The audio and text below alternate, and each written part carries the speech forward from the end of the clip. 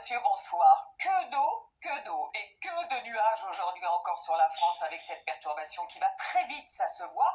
À l'arrière, pour demain, on aura ce qu'on appelle une traîne active, donc beaucoup de pluie. Et puis déjà, ces averses qui arrivent, on va les retrouver demain matin déjà certainement installées sur la façade atlantique avec du vent, près de la Manche aussi, avec encore beaucoup de nuages, quelques averses du nord-est jusqu'au Savoie, avec un petit peu de neige d'ailleurs dans la matinée et dans l'après-midi aussi.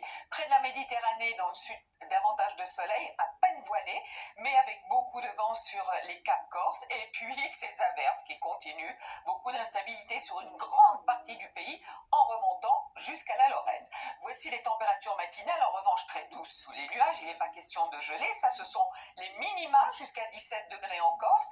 Dans l'après-midi, c'est à Bastia qu'il devrait faire le plus doux, avec 26 degrés. On peut parler de douceur, près de la Méditerranée, 23 degrés par exemple pour Nice, et puis sur les régions du nord, entre 13 et 17 degrés au nord de la Loire. Alors, pour le début de notre week-end, samedi, nouvelle perturbation qui va arriver, très active par la façade atlantique, avec beaucoup de pluie et de vent, encore un peu de pluie sur le nord-est. Dans le sud, en revanche, vous aurez du soleil, mais pour la journée de dimanche et de lundi, ce sera exactement la même chose, nouvelle perturbation en écharpe sur une partie du pays, à l'arrière des averses, des orages, et puis dans ce flux dessus, des averses certainement plus nombreuses pour la journée de lundi sur le sud-est du pays. Tout ceci devrait s'évacuer mardi, mais mercredi pour la Toussaint et jeudi à nouveau des perturbations qui vont s'enchaîner. En revanche, les températures resteront relativement douces et notamment le matin.